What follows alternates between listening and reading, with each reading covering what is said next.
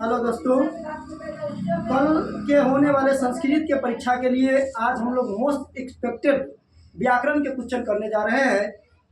जिस टॉपिक को अगर आप कवर करके जाते हैं तो इससे तकरीबन आप 20 नंबर तक पकड़ सकते हैं, और आप 20 नंबर व्याकरण में पकड़ लेते हैं तो आपका 50 में 50 के लिए बेहद ही अच्छा हो जाता है। तो आइए हम देखते हैं क्या वह चीज़ है जिसको हम पकड़ के 10th में 50 में 50 संस्कृत में नंबर ला सकते हैं। तो कुछ शब्द है जैसे उभयतः, परितः, सर्वतः, उभयतः परितः सर्वतः, अंतरः निक्सा, अंतरः निक्सा, निक्सा। तो ये जितने भी शब्द हम लिखे हैं ये शब्द आपसे दे दिया जाता है और इसमें डायरेक्टली क्वेश्चन ये पूछ लिया जाता है कि इसमें कौन सा विभक्ति लगता है। तो ये जो भी शब्द दिए गए हैं इसमें आपसे विभक्ति पूछ लिया जाए तो आप बताएंगे द्वितीय विभक्ति। कौन सा विभक्ति बोलेंगे? द्वितीय विभक्ति डायरेक्टली। और यहाँ से ये 4-5 चीजें यहाँ से आप करके जाते हैं, 1 नंबर यहाँ से फिक्स समझिए। उसके बाद है कुछ शब्द जैसे सह, सह, साकम, सार्धम, समम, सह, साकम, सार्धम, समम, जिन सब का अर्थ होता है के साथ, के साथ। और इन शब्दों के योग में, इन शब्दों के योग में अगर आपसे विभक्ति पूछ लिया जाए कि इसमें कौन सा विभक्ति लगता है तो आप डायरेक्टली बता दीजिएगा इसमें तृतीया विभक्ति। तो द्वितीया कहाँ लगती है, तृतीया कहाँ लगती है। और कुछ ऐसे शब्द है जिसमें चतुर्थी विभक्ति लगती है। वैसे शब्द है नमः, स्वस्ति, स्वाहा, स्वाधा। नमः, स्वस्ति, स्वाहा, स्वाधा, इन शब्दों में आपसे पूछ लिया जाए विभक्ति तो आप बताएंगे इसमें कौन सा विभक्ति लगता है तो इनमें लगता है चतुर्थी विभक्ति। और इतना करके जाइए, यहाँ से 2 से 3 नंबर आपका फिक्स हो रहा है, कोई डाउट की बात नहीं। हम कारक के बारे में थोड़ा बात कर लेते हैं। तो कारक से कई बार अभी तक डायरेक्टली क्वेश्चन भी पूछा जा चुका है। तो कारक होता क्या है? तो क्रिया, क्रिया के जिसके साथ हो, क्रिया के जिसके साथ हो साक्षात, साक्षात का अर्थ होता है सीधा सीधा। क्रिया का जिसके साथ साक्षात अर्थात सीधा सीधा संबंध हो उसे कारक कहते हैं, उसे कारक कहते हैं। कारक अगर संस्कृत व्याकरण में पूछा जाए कि कारक कितने होते हैं तो कारक मुख्यतः 6 होते हैं। अगर विभक्ति की बात पूछा जाए तो विभक्ति 8 होता है। तो 8 विभक्ति के अनुसार हम कारक को 8 भागों में डिवाइडेड कर देते हैं। वो 8 भाग है, यहाँ पर हम लिखते हैं कारक, और कुछ कारक का अपना चिन्ह होता है और किस कारक में कौन सा विभक्ति लगता है ये भी क्वेश्चन आपसे बड़ी ही इजीली पूछ लिया जाता है और बड़ी ही आसानी का क्वेश्चन होता है। जैसे विभक्ति की बात करें तो विभक्ति होता है प्रथमा, द्वितीया, तृतीया, चतुर्थी, पंचमी, षष्ठी, सप्तमी, अष्टमी। चालू न करें। तो ये हम देख लिए 8 विभक्ति है और इन विभक्ति को कौन सा विभक्ति में कौन सा कारक होता है। तो सबसे पहले प्रथमा विभक्ति, प्रथमा विभक्ति में कारक अगर पूछ दिया जाए, प्रथमा विभक्ति में कर्ता कारक लगती है, द्वितीय विभक्ति में कर्म कारक, तृतीय विभक्ति में करण कारक, चतुर्थी विभक्ति में संप्रदान कारक, पंचमी विभक्ति में आपादान कारक, षष्ठी विभक्ति में संबंध कारक, सप्तमी विभक्ति में अधिकरण कारक तथा अष्टमी विभक्ति में संबोधन कारक।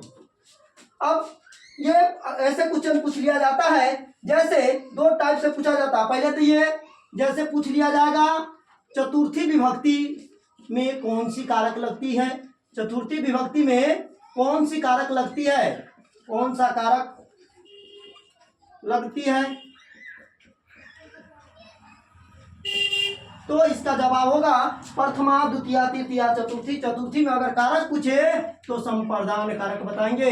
ऐसे ही आपको विभक्ति देकर कारक पूछ लिया जाता है या कारक देकर आपसे विभक्ति पूछ लिया जाता है। जैसे कारक देकर विभक्ति कैसे पूछा जाए, तो ऐसे पूछ लिया जाता है कि आपादान कारक में कौन सी विभक्ति लगती है, कौन सा विभक्ति लगती है। तो यहाँ आपादान कारक देखेंगे, आपादान कारक में कौन सा विभक्ति है, तो इसमें है पंचमी विभक्ति। तो आपको ये खाली कर लेने से लगभग 2 से 3 नंबर यहाँ से पूछ लिया जाता है। अब कुछ जान लेते हैं। कारक है तो आखिर कारक, हर कारक का अपना अपना कारक का विभक्ति है और उस कारक का अपना अपना कुछ चिन्ह भी होता है। जैसे कर्ता कारक का चिन्ह क्या होता है, तो कर्ता कारक का चिन्ह होता है ने, कर्ता ने। द्वितीया कर्म को, तृतीया विभक्ति करण कारक, और करण कारक के चिन्ह होता है से या के द्वारा या के साथ। संप्रदान कारक, इसका चिन्ह होता है को या के लिए, को या के लिए। आपादान कारक, इसका भी चिन्ह होता है से। संबंध कारक, इसका चिन्ह होता है का, के, की। अधिकरण कारक, इसका चिन्ह होता है में, पर। संबोधन हे, रे।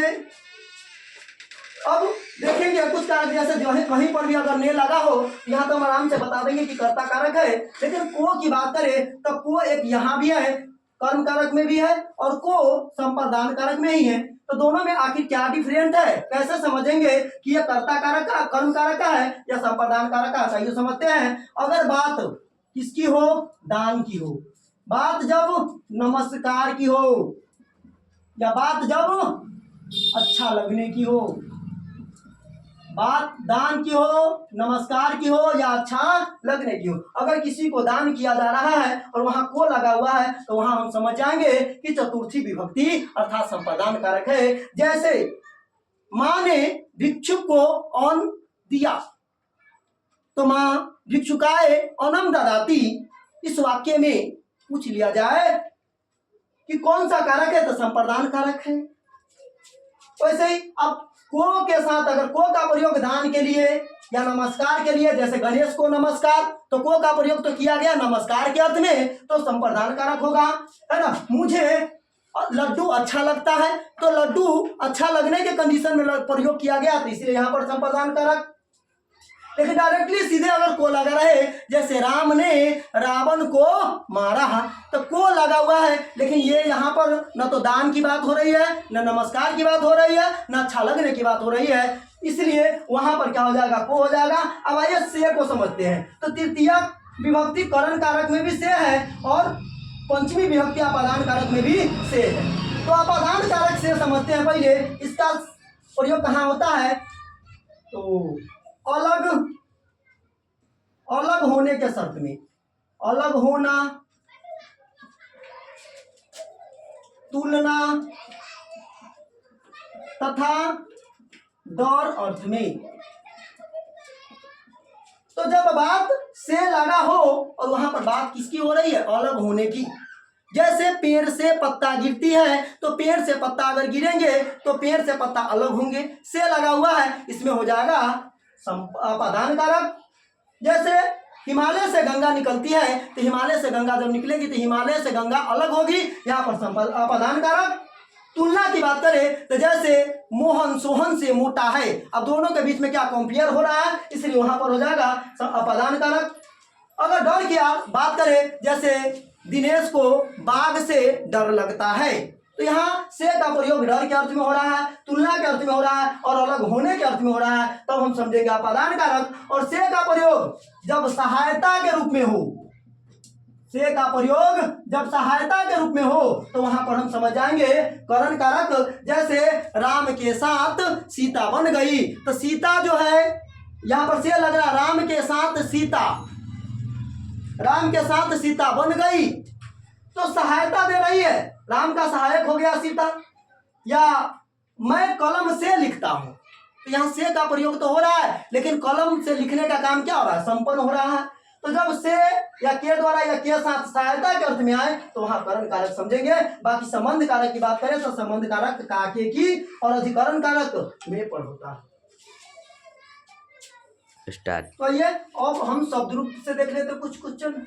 जैसे शब्द रूप को यहाँ से भी क्वेश्चन पूछ लिया जाता है, और ये शब्द रूप का एकदम मौखिक है, और ये शब्द रूप आप कर लेते हैं तो इसके बाद भारी से भारी, वास्ट से वास्ट शब्द रूप को भी आप बना सकते हैं। शब्द रूप में हम बात कर लेते हैं, जैसे एक होता है आकारांत, आकारांत पुल्लिंग, आकारांत पुल्लिंग शब्द रूप, आकारांत पुल्लिंग शब्द रूप।